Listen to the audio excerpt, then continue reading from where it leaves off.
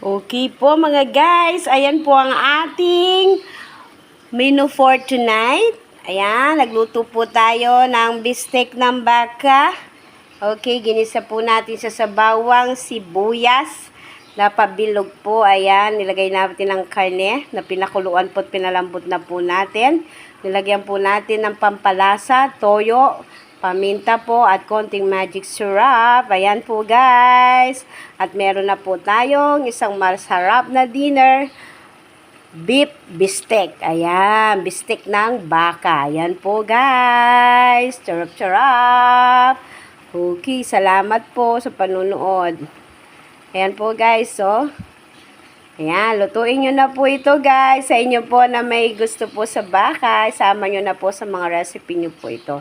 Simpleng menu, konting ingredients, pero masarap ang lasa. Ayan. Okay.